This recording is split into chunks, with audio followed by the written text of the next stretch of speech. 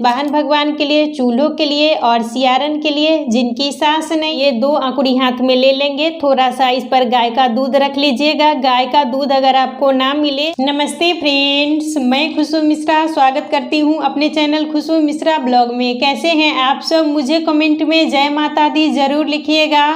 और आज इस वीडियो में जानेंगे पारण कब है, पारण में हमें क्या करना चाहिए, क्या नहीं करना चाहिए। पारण करने से पहले एक काम जरूर करें।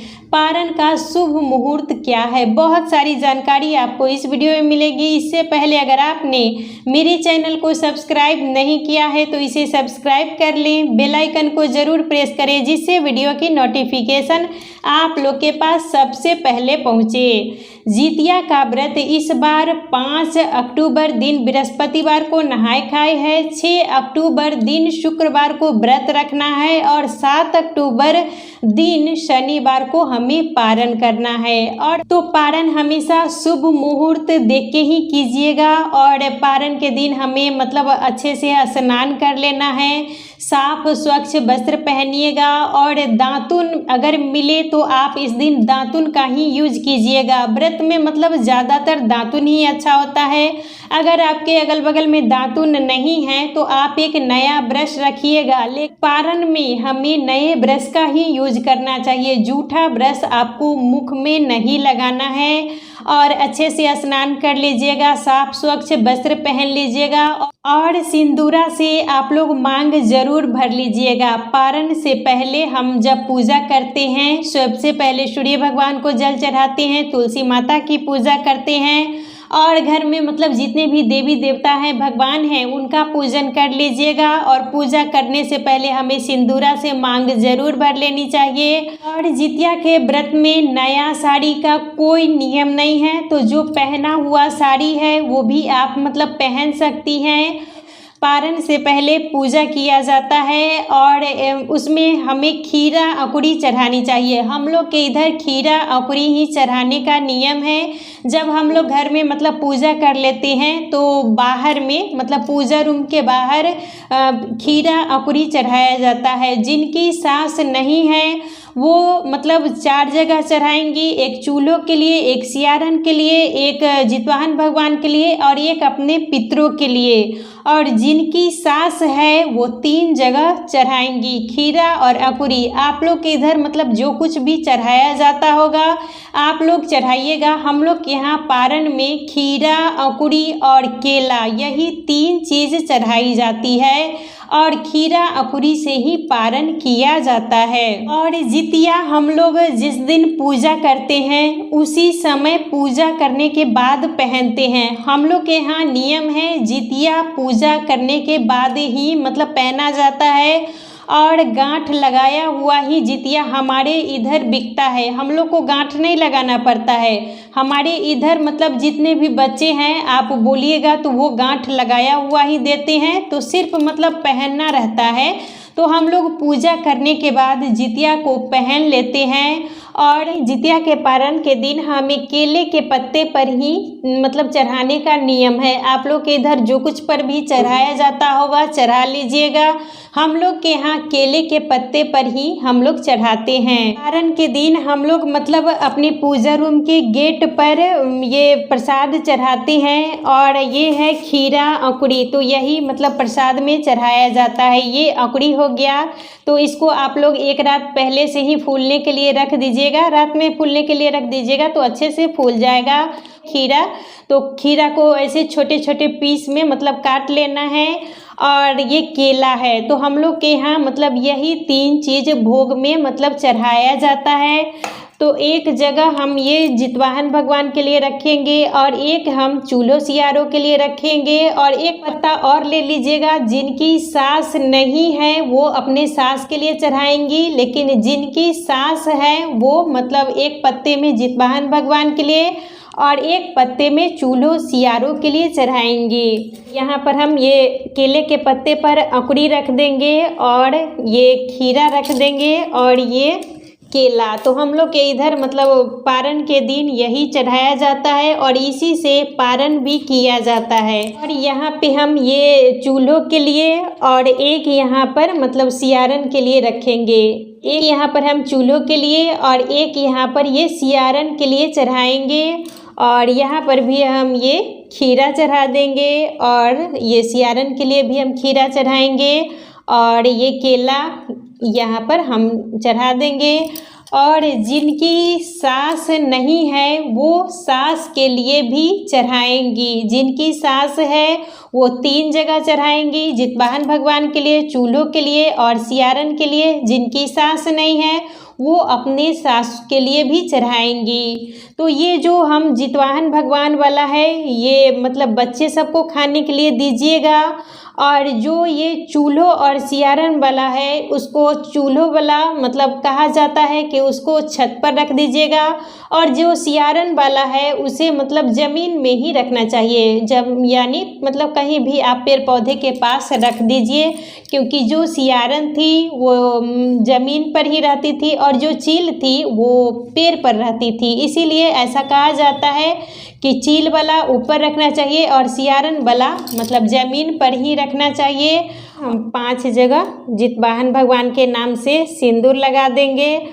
तो ये हम जितवाहन भगवान के लिए 5 जगह सिंदूर लगा देंगे और चूल्हों सियारन को भी हम सिंदूर लगा देंगे। तो पहले आप लोग घर में पूजा कर लीजिएगा, उसके बाद ही हमें ये भोग प्रसाद चढ़ाना है। और जो जितवाहन भगवान वाला है वो अपने बच्चे को दे दीजिएगा, अपने पति को दीजिएगा। और जो चूल्हों सियारों वाला है उसे खाना नहीं चाहिए, उसे मतलब फेंक ही देना है। और जो हम पितरों के लिए चढ़ाते हैं तो वो आप ब्राह्मण को भी दे सकती हैं, नहीं तो अगर घर में शादीशुदा बेटी है तो उनको भी ज़रूर देना चाहिए। और पारण के दिन हमें ब्राह्मण को ज़रूर खिलाना चाहिए। अगर आपके अगल बगल में ब्राह्मण हैं तो आप बुला के उनको ज़रूर खिलाएं। आप 1 को भी खिला सकती हैं, 3 को भी खिला सकती हैं, 5 को भी खिला सकती हैं। आप अपनी मतलब देख लीजिएगा जितना खिलाने में सक्षम हैं। तो ब्राह्मण आप ज़रूर ही खिलाइएगा, इस दिन ब्राह्मण को खिलाना चाहिए। और जब भी पारण के दिन आप खाना बनाएं तो बिना लहसुन प्याज के ही खाना बनाना चाहिए। शुद्ध सात्विक भोजन से हमें भी पारण करना है और ब्राह्मण भी आपके घर में खा रहे हैं तो उन्हें भी शुद्ध सात्विक ही भोजन खिलाना चाहिए। और जब ब्राह्मण खा ले उसी के बाद आपको पारण करना है। और पारण करने से पहले अपने घर में जितने भी बड़े बुजुर्ग हैं उनसे आशीर्वाद ज़रूर ले लीजिएगा, क्योंकि बड़े बुजुर्ग के आशीर्वाद से ही हमारे जीवन में हर कुछ अच्छा होता है। तो पूजा करने के बाद आप अपने से जो घर में बड़े बुजुर्ग हैं उनसे आशीर्वाद ले लीजिएगा, ब्राह्मण को खिलाइएगा। ब्राह्मण को खिलाने के बाद ही हमें अपने खाना है। अगर आपको ब्राह्मण ना मिले तो ब्राह्मण के लिए सीधा आप ज़रूर रखिएगा और सीधा इस दिन ज़रूर दान करना चाहिए। कोई भी जब हम ऐसा व्रत करते हैं तो उसमें हमें सीधा ज़रूर ही दान करना चाहिए, तभी व्रत का हमें संपूर्ण लाभ मिलता है, नहीं तो इसे हमारा व्रत अधूरा रहता है। तो जितने भी आपकी सामर्थ्य है उसी अनुसार से दान कीजिए। अगर आपके इधर कोई लेने वाला नहीं है तो आप जितना भी मतलब वो सामान का मतलब दाम है तो आप मतलब मंदिर में भी दे सकते हैं या किसी गरीब को भी दे सकते हैं। ब्राह्मण मिले तो आप ब्राह्मण को भी दे सकते हैं। कि यहाँ अगर ब्राह्मण नहीं मिल रहे हैं तो ब्राह्मण के लिए आप सीधा का दान जरूर कीजिएगा। तो आप सीधे में आटा, ये हो गया दाल आप जब भी दीजिएगा तो अरहर का दीजिए या चना का दीजिएगा, मसूर का दाल हमें दान नहीं करना चाहिए।